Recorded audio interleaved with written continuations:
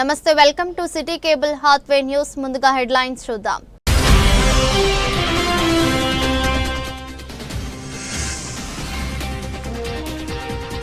రుణమాఫీ 500 బోనస్తో రైతు కుటుంబాల్లో ఆనందం. ఎమ్మెల్యే రాజ్ ఠాకూర్.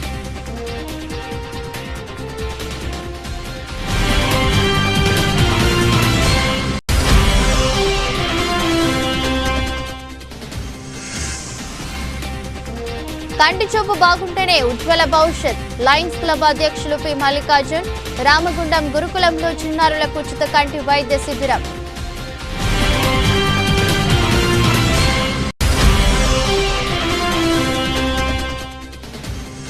ఇంద్రవెల్లి అమరులకు ఘన నివాళులు, జోహార్లు. భూమిపుత్రుల ప్రకృతిని సమాజానికి ఆక్సిజన్ అందిస్తున్న ఆదివాసులను, గోండులను కాల్చి చంపుతున్న ప్రభుత్వం ఆపివేయాలి. ప్రజా సంఘాల డిమాండ్.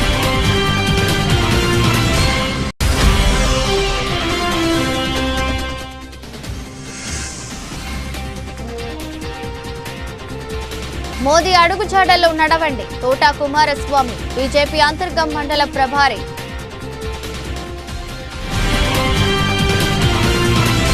కాంగ్రెస్ ప్రభుత్వం అమలు చేస్తున్న సంక్షేమ పథకాలు వ్యవసాయ రంగానికి ఎంతో ప్రోత్సాహాన్ని ఇస్తున్నాయని, సమాజంలో రైతులకు కూడా గౌరవం పెరిగిందని రామగుండం ఎమ్మెల్యే ఎంఎస్ రాజ్ ఠాకూర్ అన్నారు. జంగమలో ధాన్యం కొనుగోలు కేంద్రాలను ఎమ్మెల్యే ప్రారంభించారు. ఈ సందర్భంగా ఆయన మాట్లాడుతూ ఎలాంటి కటింగ్లు లేకుండా వడ్ల కొనుగోలుకు పకడ్బందీ ప్రణాళికలతో ముందుకు వెళ్తున్నట్టు చెప్పారు. తాను ఎమ్మెల్యేగా ఎన్నికైనప్పటి నుండి ప్రస్తుతం 4సారి కటింగ్లు లేకుండా కొనుగోలు జరుగుతున్నట్టు చెప్పారు. వడ్ల సెంటర్లలో ఇలాంటి అవినీతి వ్యవహారాలు జరగకుండా ఎప్పటికప్పుడు తాను డేగా కళ్లతో పర్యవేక్షణ చేస్తానని చెప్పారు. గతంలో బీఆర్ఎస్ పాలనలో కటింగ్ల పేరిట రైతులను నిలువున ముంచారని ఆవేదన వ్యక్తం చేశారు. ఆరుగాలం కష్టపడి చెమటోడ్చి పండించిన రైతుల కష్టార్జితాన్ని గత ప్రభుత్వంలోని పెద్దలు కటింగ్ల పేరిట ఏ విధంగా అవినీతికి పాల్పడ్డారో ప్రజలందరికీ తెలుసన్నారు. కార్యక్రమంలో వ్యవసాయ అధికారులు, కాంగ్రెస్ పార్టీ నాయకులు, తాజా మాజీ కార్పొరేటర్లు తదితరులు పాల్గొన్నారు.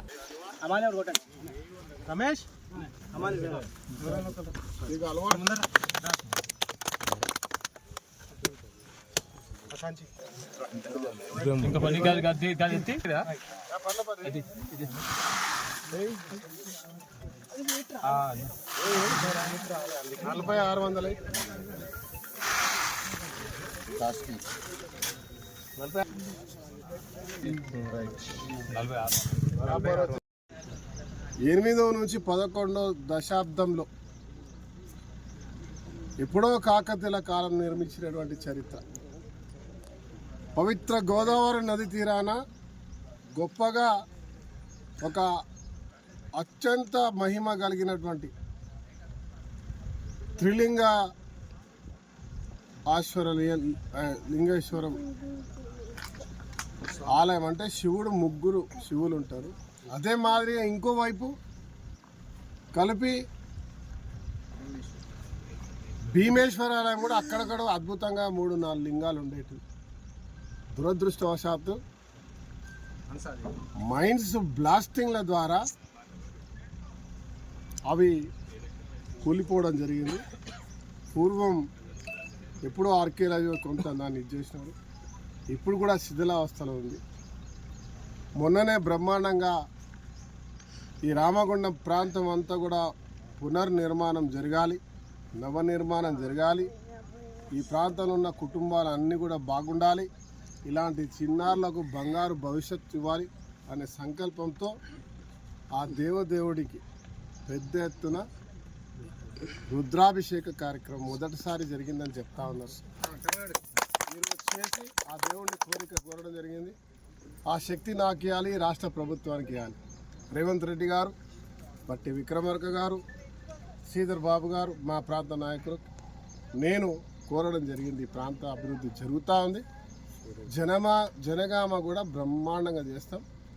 ఇక్కడ సివరేజ్ ప్లాంట్ కూడా ఇక్కడే కడతా ఉన్నాం. పక్కకి 5 సివరేజ్ ప్లాంట్లలో ఇక్కడ ఒకటి, సింగరేణి నుంచి ఇప్పుడే వెళ్ళొస్తాను 25 కోట్లతోటి. ఇవన్నీ చేస్తున్నాం. ఇంకా శివుడి గుడి నుంచి ఇంకో దారి మళ్ళిస్తూ ఈ దారిని కూడా పూర్తి చేసి ఇక్కడ నుంచి దారి ఉందని చెప్తా ఉన్నారు. ఓపెన్ కాస్ట్ బయటికి పోయేది. ఆ రోడ్డు కూడా పూర్తి చేస్తాం. ఇప్పుడే అధికారులు నాతో పాటు ఉన్నారు. ఈ నుంచి నేను కూడా వెళ్తా. ఇప్పుడు అది కూడా పూర్తి చేస్తాం. దాంతోపాటు గంగా ఏమొస్తున్నాయి పుష్కరాలు పుణ్యక్షేత్రాలు పుణ్యస్థానాలు చేయడానికి వస్తుంటారు. ఈసారి జనగామను కూడా ఒక పుష్కరాల క్షేత్రంగా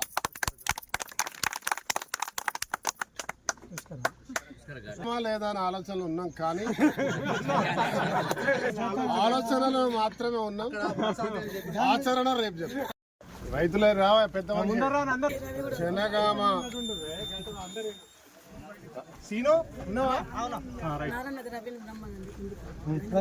గ్రామంలో ఇది డివిజన్ అయినా కూడా ఇప్పటికీ వ్యవసాయంపై ఆధారపడి జనగామకు సంబంధించిన భూముల త్యాగంతో 70 సంవత్సరాల ముందు బొగ్గు గనులు ప్రారంభమయ్యాయి. ఈరోజు కూడా ఇక్కడ వ్యవసాయం మీద ఆధారపడి జీవించేటువంటి కుటుంబాలు ఉన్నాయి. 70 సంవత్సరాల్లో దేశానికి వెలువరించే బొగ్గు ఇచ్చినా ఇక్కడ కొలువులు రాకపోవడం బాధాకరం. గత పాలకులు చేసినటువంటి నిర్లక్ష్యం కావచ్చు. ఇప్పుడు చేద్దామంటేనేమో బొగ్గు బాయిలు ఖతమైపోతుంది, కానీ అయిన వరకు సహాయం చేస్తూనే ఉంటాం. ఈరోజు ప్రభుత్వం రైతు కంట నీరు ఉండద్దు, చిరునవ్వుతో ఉండాలి, రైతును ఆదుకోవాలనే సంకల్పంతో రాష్ట్ర ముఖ్యమంత్రి రేవంత్ రెడ్డి గారు ఇవాళ రైతు రుణమాఫీ 2 లక్షల రూపాయలు లోపు మాఫీ చేస్తే ఇక్కడ 107 మందికి రైతు రుణమాఫీ జరిగింది. జనగామ గ్రామంలో 85,59,085 రూపాయలు ఈ ఒక్క గ్రామానికే మాఫీ జరిగింది, జమ అయిపోయింది.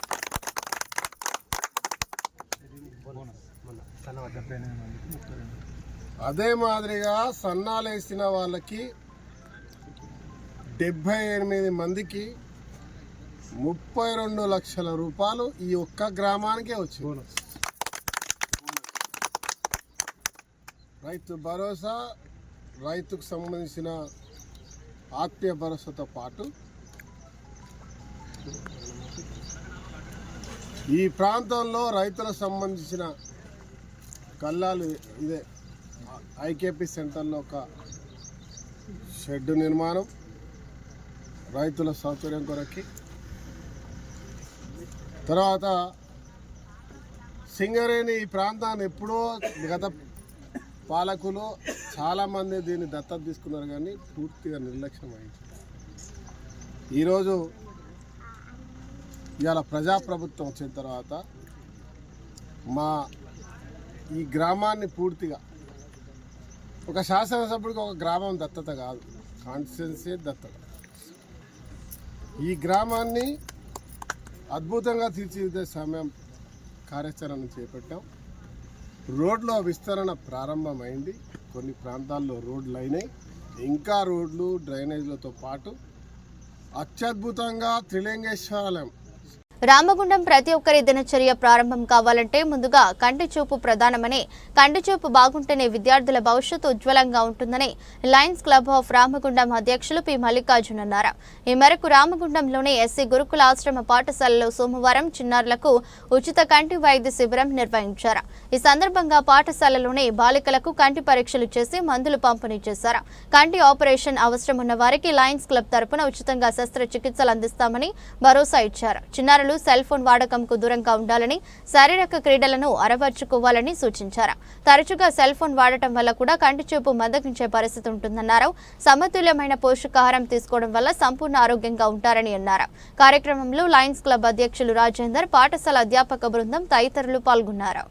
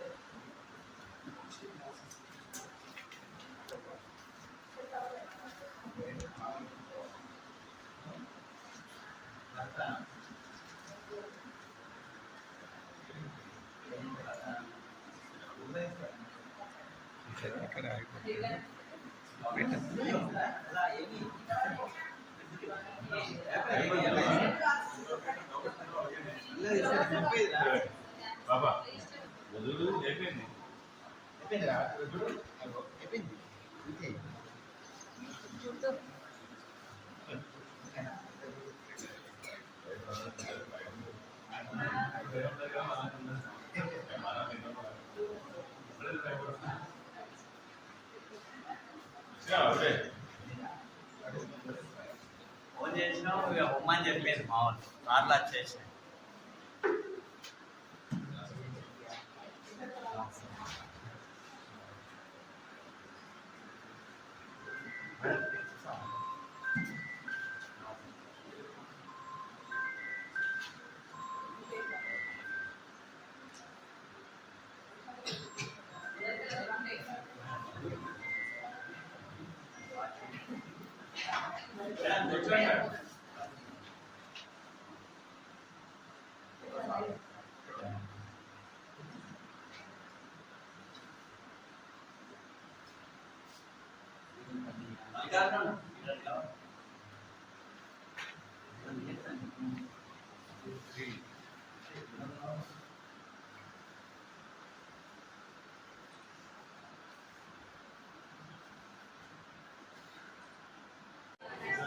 ఈరోజు లయన్స్ క్లబ్ ఆఫ్ రామగుండం ఆధ్వర్యంలో రామగుండంలోని సాంఘిక సంక్షేమ గురుకుల పాఠశాలలో అంక పరీక్షలు మరియు పెద్ద పరీక్షలు నిర్వహించడం జరిగింది.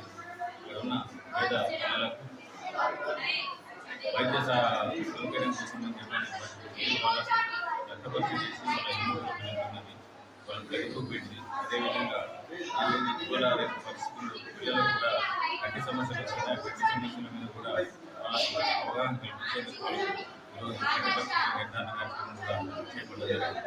లయన్స్ క్లబ్ ఆఫ్ రామగుండం ఆధ్వర్యంలో గత 50 సంవత్సరాలుగా లయన్స్ క్లబ్ ఆఫ్ రామగుండం ప్రాంతంలో అనేక సేవా కార్యక్రమాలు చేస్తూ ఈరోజు లయన్స్ క్లబ్ T20Gలోనే ప్రపంచ క్లబ్గా ఏర్పాటైన లయన్స్ క్లబ్ ఆఫ్ రామగుండం పక్షాన నాకు సహకరిస్తున్న అందరికీ కూడా ధన్యవాదాలు.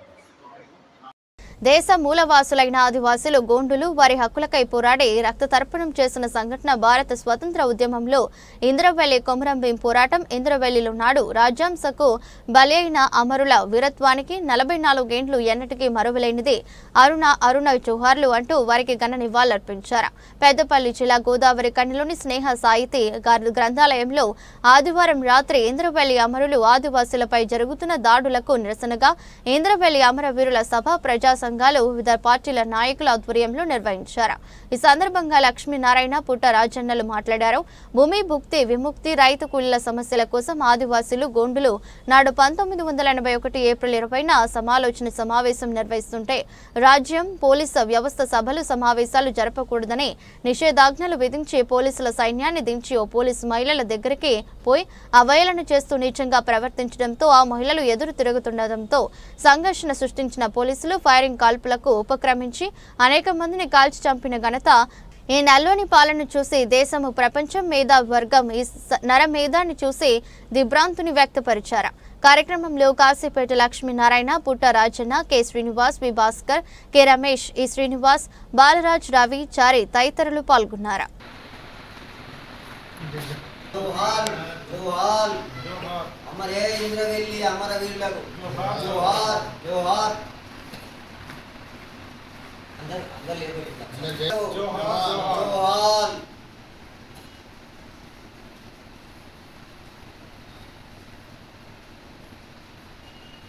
ఈరోజు ఇంద్రవెల్లి సంఘటన జరిగి 44 సంవత్సరాలైన సందర్భంగా వారిని మననం చేసుకుంటూ వారికి జోహార్లు అర్పిస్తూ మనం చిన్నపాటి వారిని మన హృదయంలోకి ఆహ్వానిస్తూ వారిని యొక్క అమరత్వాన్ని మరొకసారి గుర్తు చేసుకుంటూ మనం ఒకసారి చరిత్రలోకి వెళ్ళే ప్రయత్నం చేద్దాం. భారతదేశ చరిత్రలో అత్యంత ముఖ్యమైన సంఘటన ఏంటంటే 1964 ప్రాంతంలో నక్సల్బరీ అనే గ్రామంలో, ముఖ్యంగా వెస్ట్ బెంగాల్, పశ్చిమ బెంగాల్లో సిలిగురి డివిజన్, డార్జిలింగ్ జిల్లా నక్సల్బరీ గ్రామంలో రైతులు అక్కడ ఉన్నటువంటి భూస్వాములకు వ్యతిరేకంగా, పెట్టుబడిదారులకు వ్యతిరేకంగా సాయుధ తిరుగుబాటు చేశారు. చాలామంది చనిపోయారు. అది భారతదేశ చరిత్రలో ఒక గొప్ప పోరాటం. అక్కడి నుండే నక్సలిజం అనేది ప్రారంభమైంది. అది అక్కడి నుండి చాలా చోట్ల వ్యాపించి శ్రీకాకుళంలోకి వచ్చింది. శ్రీకాకుళంలో కూడా ఆ పోరాటం కొనసాగింది. మళ్ళీ అక్కడ కూడా అణచివేయడం జరిగింది. తర్వాత తెలంగాణలో జగిత్యాల జైత్రయాత్రతోటి అది స్టార్ట్ అయింది. ఇక్కడ కూడా ఉద్యమం పెద్ద ఎత్తున కొనసాగింది. అన్ని జిల్లాలలో, తెలంగాణ అన్ని జిల్లాల లోపల కూడా చాలా బ్రహ్మాండంగా ఆ ఉద్యమం కొనసాగింది. కాలక్రమం లోపల ఆ ఉద్యమం కూడా అణచివేయబడడం జరిగింది. ఇక్కడ ఉన్నటువంటి నాయకులందరూ కూడా పక్కన ఉన్నటువంటి మన పొరుగునే ఉన్నటువంటి ఛత్తీస్గఢ్ రాష్ట్రానికి వలస వెళ్ళి అక్కడ కూడా మళ్ళీ అక్కడ ఉన్నటువంటి గిరిజనులతో నాయకత్వం వహించి గిరిజనుల హక్కుల కోసము, అడవి మీద వాళ్ళ హక్కుల కోసము, అడవి మీద ఉన్నటువంటి నాణ్యమైనటువంటి ఖనిజ లవణాల కోసము అక్కడ కూడా ఆదివాసులతో కలిసి వాళ్ళు పోరాటం చేయడం జరుగుతూ ఉన్నది.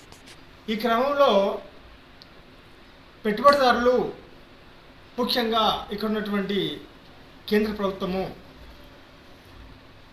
ఆ రాష్ట్రాన్ని నక్సల్ రహిత రాష్ట్రంగా చేయడానికి ఒక పూచితోటి అక్కడ ఆదివాసులను ఊచకోతకు వస్తున్నది. ప్రతినిత్యం ఎన్కౌంటర్లు జరుగుతూ ఉన్నాయి. ఈ మధ్య కేంద్ర ప్రభుత్వం ఖగార్ అనేటువంటి ఆపరేషన్స్ మొదలుపెట్టి ప్రతినిత్యం 10-20 మంది అమాయక గిరిజనులను చంపేస్తున్నది. అక్కడ ఉన్నటువంటి అడవులలో ఖనిజ లవణాలను పెట్టుబడిదారులకు దోచిపెట్టడానికి అక్కడి నుండి గిరిజనులను పారదోలడానికి ఒక కుట్ర జరుగుతూ లేపేది ఉంటే అది అంతటితో ఆగదు, అది అందరినీ కబళిస్తుంది. కాబట్టి ఇక్కడ వారికి ఎవరి నాయకత్వం వహిస్తున్నారు అని అంటే నక్సల్ పార్టీ నాయకత్వం వహిస్తుంది కావచ్చు. కానీ వాళ్ళు కూడా వాళ్ళ యొక్క పోరాట మార్గాన్ని సవరించుకోవాల్సిన అవసరం ఉన్నది. ఏమైనంటే తుపాకీ గుట్టం ద్వారానే రాజ్యాధికారం వస్తుంది అనేటువంటిది ఒకప్పుడు చైనా లోపల మావోసినటువంటి సూత్రం అది. కానీ దేశ రాజకీయ పరిస్థితులకు అనుగుణంగా మార్క్సిజం అనేటువంటిది ఒక జడభారతం కాదు. మార్క్సిజం అనేటువంటిది ఒక సైన్స్. దాన్ని మన దేశ రాజకీయ పరిస్థితులకు అనుగుణంగా దాన్ని అన్వయించుకోవాల్సిన లోపల ఈ విప్లవ సంఘాలన్నీ కూడా విఫలమవుతున్నాయి. ఇప్పటికీ భారతదేశంలో దాదాపుగా ఒక 15-20 ఎంఎల్ గ్రూపులు పనిచేస్తూ ఉన్నాయి. ఎవరి మార్గంలో వాళ్ళు పనిచేస్తున్నారు. వాళ్ళ ఐక్యమత్యం అనేది లేదు. పీపుల్స్ వారు కేవలం తుపాకీ కొట్టడం ద్వారానే, మావోయిస్టులు కేవలం తుపాకీ కొట్టడం ద్వారా రాజకీయ వ్యవస్థని చెప్పేసి వాళ్ళు సాయుధ పోరాటం చేస్తున్నారు. వాళ్ళు ఒరిగిపోతున్నారు. వాళ్ళను అంతమందించడానికి కేంద్ర ప్రభుత్వం బలగాలు దించి ప్రయత్నం చేస్తూ ఉన్నది. ఇంకా మిగతా వాళ్ళు కూడా వాళ్ళ రంగం లోపల వాళ్ళ లైన్ ఆఫ్ థాట్స్ లోపల వాళ్ళు పనిచేస్తున్నారు. కానీ ఏ ఆర్గనైజేషన్ కూడా ఈ భారతదేశ రాజకీయాలకు అనుగుణంగా ఈ మార్క్సిజాన్ని, లెనినిజాన్ని, మావోవాల్సిన విధానాన్ని అన్వయించలేకపోతున్నాయి. అందుకే వీళ్ళు గత 50 సంవత్సరాలు 60 సంవత్సరాలుగా వీళ్ళు విఫలమవుతున్నారు. ఇక్కడ విప్లవం రావడం అనేటువంటిది చాలా దుర్లభం అవుతున్నది. కేవలం అప్పుడు కార్ల్ మార్క్స్ కూడా ఒక మాట అన్నాడు, words are powerful then bullets, they can create havoc on the earth. అంటే మాటలు అనేటువంటి బుల్లెట్స్ కంటే కూడా చాలా శక్తివంతమైనవి. అవి భూమి మీద ప్రకంపనలు సృష్టిస్తుంది. కానీ వీళ్ళు కేవలము ఒక సాయుధ పోరాటం ద్వారానే వాళ్ళ బలగాలు చాలా గొప్పగా ఉన్నాయి. ఒక కొండతోటి పొట్టెలు ఢీకొంటే ఏమవుతుంది? కొండకేం కాదు, పొట్టెలు తలకాయ వలిగిపోతుంది. అలాగే ఉద్యమానికి ఇది నష్టం చేకూరుస్తుంది. వాళ్ళు ఉద్యమాన్ని ముందు తీసుకుపోవాలంటే ముఖ్యంగా ప్రజలను చైతన్యవంతం చేయాల్సిన అవసరం ఉన్నది. ప్రజలను చైతన్యవంతం చేయకుండా ఏదీ సాగదు. ప్రజలే చరిత్ర నిర్మాతలు, ప్రజలే ముఖ్యమైన వాళ్ళు, ముఖ్య పాత్రధారులు. కానీ వాళ్ళని విడిచిపెట్టి నేల విడిచి సాము చేసినట్టుగా వాళ్ళని పక్కన వదిలేసి వీళ్ళు హీరోయిజంగా ఒంటి కాలుతోటి ఒంటి చేతితోటి మేము తీసుకొస్తాం అన్నట్టుగా వీళ్ళు పోతున్నారు. అది విప్లవకారులకు సరైనది కాదు. ప్రజలనే ముఖ్యంగా ఎంచుకొని వాళ్ళని చైతన్యవంతం చేసి ప్రజల ద్వారా, ప్రజల వలన, ప్రజల కొరకు మాత్రమే వాళ్ళు పోరాటం చేయాల్సిన అవసరం ఉన్నది అని నేను వాళ్ళకు కూడా విజ్ఞప్తి చేస్తున్నా. ప్రభుత్వానికి కూడా వాళ్ళకు ఉండేటువంటి దాన్ని వాళ్ళు కూడా బలప్రయోగంతో చేయకుండా, వారిని అణచివేయడానికి ప్రయత్నం చేయకుండా వాళ్ళ అభిప్రాయాన్ని వాళ్ళు వ్యక్తం చేస్తున్నారు. కాబట్టి ఈ విషయంలో విప్లవకారులు మరొకసారి ఆలోచించి ప్రజలను చైతన్యవంతం చేసి ఇక్కడ ప్రజల్ని ముందుకు ప్రయత్నం చేస్తారని ఈ అవకాశం ఇచ్చిన అందరికీ ధన్యవాదాలు తెలియజేస్తూ ముగిస్తున్నాను. జరిగి నేటికి 44 ఏళ్ళు అవుతుంది. కొమురం భీం ఆదివాసులు గోండుల యొక్క వాళ్ళ యొక్క హక్కుల కోసం, వాళ్ళ సాంప్రదాయం, వాళ్ళ భూమి భుక్తి విముక్తి, రైతు కూలి, ఆ సంఘటనపై ఆనాడు 81లో సమావేశమై వాళ్ళు వాటిపై చర్చించుకుంటే ప్రభుత్వం, ఆ రోజు ఉన్న ప్రభుత్వం నిషేధించి నిషేధాజ్ఞలు ప్రకటించి వాళ్ళ సమావేశం జరగకుండా చేయాలన్నటువంటి ఆలోచనతో పోలీసులను అక్కడికి పంపించి ఒక మహిళలపై ఒక పోలీసు అనుచితంగా ప్రవర్తించి ఈ సంఘటన జరగడానికి దారితీసింది. వాళ్ళ హక్కుల కోసం ఏదైతే 5th 6th షెడ్యూల్ ఉన్నదో వాళ్ళ అనుమతి, వాళ్ళ హక్కులు అవి కాదనకుండా ఎవరు కూడా చేయడానికి వీలు లేదన్నటువంటి రాజ్యాంగంలో ఉన్నటువంటి ఆ షెడ్యూల్ను ధిక్కరిస్తూ ఆ రోజు కాల్పులు జరిపి అనేక మందిని కాల్చి చంపినటువంటి సంఘటన దేశవ్యాప్తంగా, ప్రపంచవ్యాప్తంగా జరిగిన సంఘటన ఏనాటికి మర్చిపోలేనటువంటిది. ఇవాళ జరుగుతున్నట్టు ఆదివాసులు గోండుల దాడులపై ఇవాళ ఇతర రాష్ట్రాల్లో, ఛత్తీస్గఢ్ కానీ ఏ రాష్ట్రాల్లో కానీ ఆదివాసులు వాళ్ళు బ్రతుకుతున్నటువంటి ఆ వనములో ఆ ఉన్నటువంటి దాని లోపల వాళ్ళను బ్రతకలేకుండా ఈనాటి ప్రభుత్వం వాళ్ళను కాల్చి చంపుతుంది. నిత్యం మనం ఫేస్బుక్లో అవి చూస్తే మన మనసులు చెలించిపోతాం. ఇంత ఘోరమైన మరణాలు జరగడం అనేటువంటిది చాలా దురదృష్టకరం. ప్రభుత్వాలు ఏదైనా ప్రభుత్వం అలా చేయకూడదు అన్నటువంటిది రాజ్యాంగంలో ఆ షెడ్యూలే చెప్తుంది. వాళ్ళ అనుమతి లేకుండా చేయడం లేదని, దాని పేరు మీద ఎవరో ఉన్నారు వెనుక ఏదో ఉన్నది అన్నటువంటిది వాళ్ళ ఉన్నటువంటి జీవనాధారం, ఆ ప్రకృతిని పూర్తిగా ధ్వంసం చేస్తారు. దాన్ని నిలిపివేయాలి. ఈ సంఘటన ఏదైతే ఇంద్రవెల్లి జరిగిందో ఆనాటి నుంచి మొదలు పెడితే ఇయ్యాలటి వరకు ఇయ్యాలనైతే అనేకమైనటువంటి హింస ఎట్లా జరుగుతుంది అనేది మనం ప్రత్యక్షంగా చూస్తున్నాం అందరం. అది ఆగిపోవాలి. ఒక మనిషి చంపుకోవడం ఇంత దారుణం, అది భారత రాజ్యాంగంలో ఇక్కడ లేదు కదా. అలా జరగకూడదు. మనిషి బ్రతకాలి. వాళ్ళ హక్కుల కోసం అనేటువంటి అడిగిన దానికి కూడా మనుషులను ఇంత దారుణంగా చంపడం అది సమంజసం కాదు. ప్రభుత్వాలు ఆలోచించాలి. అలా జరగడానికి వీలు లేదు. అవి నిలిపివేయాలి కూడా. ఇవాళ ఈ సంఘటన స్ఫూర్తి తీసుకొని ప్రతి ఒక్కరు కూడా దాన్ని ఖండించవలసిన అవసరం ఉన్నది. దాన్ని ఆపుదల చేయాలన్నటువంటిదే ప్రతి ఒక్కరి విజ్ఞప్తి. దాని ప్రకారంగా మేము కూడా అదే కోరుకుంటున్నాము. ఇవాళ ఏదైతే చర్చలు అన్నారో అవి జరగాలి. మనిషిగా బ్రతకాలి. అదే జీవన విధానం, అదే ప్రకృతి. ఆ ప్రకృతిని విధానాన్ని ధ్వంసం చేయడం కూడా మంచిది కాదు. అది కాలక్రమంలో కొంత అభివృద్ధి అనేది జరగడానికి కొంత చేసుకుంటూ పోవాలి. అంతేకాని నువ్వు ఒకేసారి ఎవరికో ఉన్న వ్యక్తులకు కట్టబెట్టి చేయడం అనేటువంటి ఆంగ్లేయులు మించినటువంటి పరిపాలన ఇలా జరుగుతుంది, మనం చూస్తున్నాం. ఈ విషయంపై మన లక్ష్మీనారాయణ సార్ కొంచెం మాట్లాడుతారు. బీజేపీ సంస్థాగత నిర్మాణంలో భాగంగా అంతర్గం మండల కేంద్రంలో బూత్ అధ్యక్షులు మరియు సీనియర్ నాయకుల సమావేశం బీజేపీ మండల అధ్యక్షులు బోడకుంట సుభాష్ ఆధ్వర్యంలో జరిగింది. ఇటు సమావేశానికి ముఖ్య అతిథిగా మండల ప్రభారి తోట కుమారస్వామి హాజరై ప్రసంగించారు. మోదీ గారి అడుగు జాడల్లో నడవాలని, కేంద్రం ప్రవేశపెడుతున్న సంక్షేమ కార్యక్రమాలు ప్రజలకు వివరించాలని అన్నారు. బీజేపీ అంతర్గం మండల కమిటీ నియామకంపై చర్చించడం జరిగింది. పార్టీలో సీనియర్ నాయకులను కలుపుకుని కమిటీ గ్యారంటీ పూర్తి చేయాలని అన్నారు.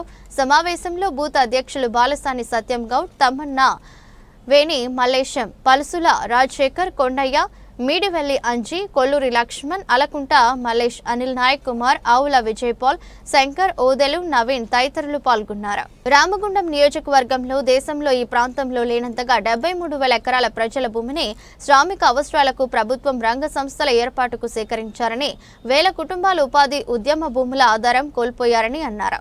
ఎన్టీపీసీలో భూములు కోల్పోయిన ప్రతి కుటుంబానికి ఉద్యోగం కల్పించి న్యాయం చేయాలి. ఎన్టీపీసీ ప్లాంట్లో పనిచేసే ప్రతి కార్మికుని కుటుంబానికి కోసం ఇతర ప్రాంతాలకు వెళ్లకుండా ఎన్టీపీసీ ద్వారా సూపర్ స్పెషాలిటీ హాస్పిటల్ నిర్మించాలి. అందులో సిటీ స్కానింగ్ నుండి మొదలు పెడితే ఎంఆర్ఐ స్కానింగ్ కూడా ప్రతి వైద్యం జరిగే విధంగా చూడాలి. భూ నిర్వాసితులు కాలుష్యం బారిన పడి ఉపాధి కోల్పోయిన ఈ ప్రాంత ప్రజలకు సౌకర్యాలు, నిరుద్యోగత, యువతకు ఉపాధి అన్నగారు కల్పించాల్సిన ఎన్టీపీసీ అధికారులపైన ఉంది. కాలుష్యం సవరణకు చెట్ల పెంపడం లక్షలలో చెప్పటామని చెప్తూ ఉంటారు. కానీ ఎన్ని లక్షల చెట్లు పెట్టి ఉంటే ఈ ప్రాంతం అందమైన ప్రాంతంగా ఉండేదన్నారు. ఈ సమావేశ కార్యక్రమంలో నాయకులు, ప్రజలు, అదేవిధంగా ఎన్టీపీసీ ప్రభావిత ప్రాంత నాయకులు, వివిధ విభాగాల అధ్యక్షులు తదితరులు ఉన్నారు. सर्विस रोड का होने के बाद ये 10 साल में 134 मेंबर सेक्शन चल रहे 134 आदमी पुलिस रिकॉर्डों को इंटीमेशन निकलवा था। कहाँ से सर? हमारे टोल गेट नहीं, इसके बाद कुंदनापल्ली की इधर तरफ से गोदावरी की ब्रिज तक गंगानगर ब्रिज दागरे इधर उधर सर्विस रोड में 134 आदमी मर गया। मैं रोड दबा रहा था, आप लोग पैसे दे रहे हैं, HR का लोन नहीं कर रहा, मैं 20 करोड़ रुपए सैंक्शन कराया था, डालूंगा सर। बोल से sir APDCL, CPDCL, Genco and NTPC there is a big hurdle. वो पोल निकालने का काम कीजिए।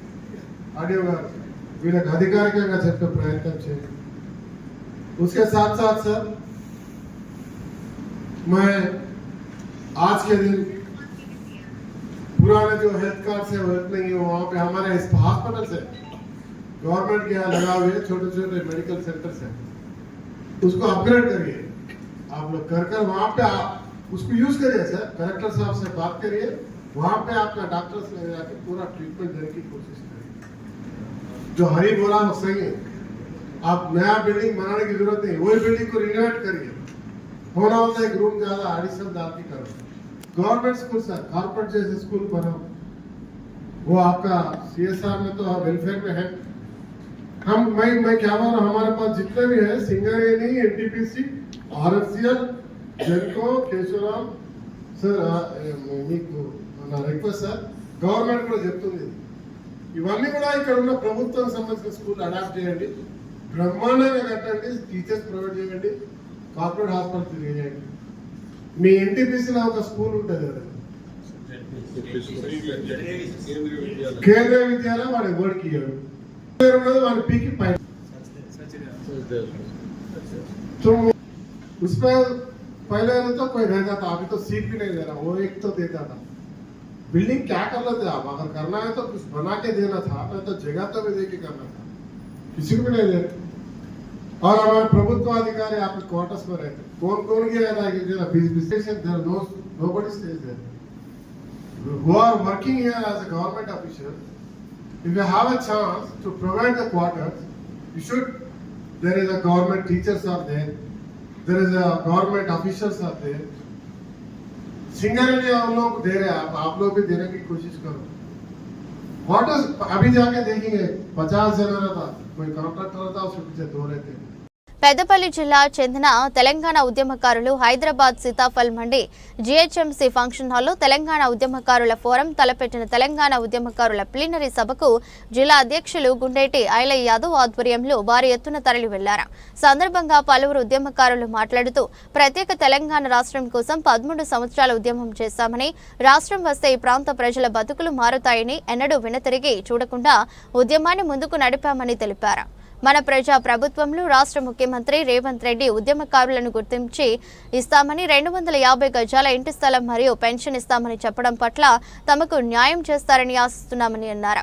కార్యక్రమంలో జిల్లా ఉద్యమకారులు నూనె రాజేశ్ సముద్రాజ్, బెంగి రాజు, బత్తుల శంకర్, చంద్రకళ, ముద్దమల్ల రమేష్, గోగుల రాజిరెడ్డి, కోడూరి రాజా, వీర్గౌడ్, కద్ర కళాధర్ రెడ్డి, అనుముల కళావతి, మధ్యల సంజీవ్, ప్రతాప్, చెర్లపల్లి సురేష్ గౌడ్, పద్మ, మూల మల్లేష్, చింతల తిరుపతి, దామ సదయ్య, గోవుల రాజిరెడ్డి, బండారి సుధాకర్, కాజీపేట సాంబయ్య, రాజయ్య, శ్రీనివాస్, మల్లేష్, దాసరి రామస్వామి, మేరా శంకరయ్య, కందుల అశోక్, సయ్యద్ ఖాదర్ పాషా, ఆలేటి ఎల్లమ్మ, అజిత్, కన్నాల ఎండి, కజిత, సంటి నర్సక్క, కాంతాల సామిరెడ్డి, పలకల నరసింహారెడ్డి, గోవిందుల ఎల్లస్వామి, అజయ్, సంపత్, సతీష్, నారాయణ, పురుషోత్తం రెడ్డి తదితరులు పాల్గొన్నారు. వార్తలు ముగించే ముందు మరోసారి హెడ్లైన్స్.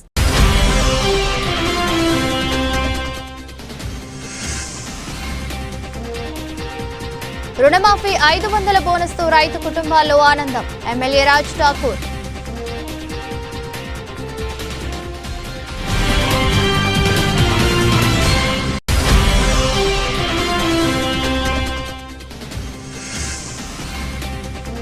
కంటి చూపు బాగుంటేనే ఉజ్వల భవిష్యత్. లయన్స్ క్లబ్ అధ్యక్షులు పి మల్లికార్జున్.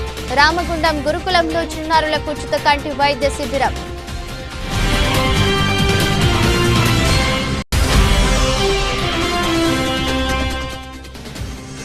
ఇంద్రవెల్లి అమరులకు ఘన నివాళులు, జోహార్లు. భూమి పుత్రుల ప్రకృతిని సమాజానికి ఆక్సిజన్ అందిస్తున్న ఆదివాసులను, గోండులను కాల్చి చంపుతున్న ప్రభుత్వం ఆపివేయాలి. ప్రజా సంఘాల డిమాండ్.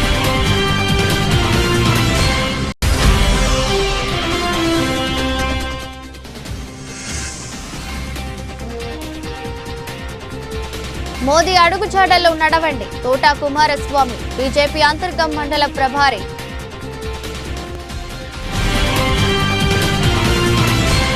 ఇదరస్ట్ బులెటిన్, మరో బులెటిన్లో మళ్ళీ కలుద్దాం. అంతవరకు సెలవు, నమస్కారం.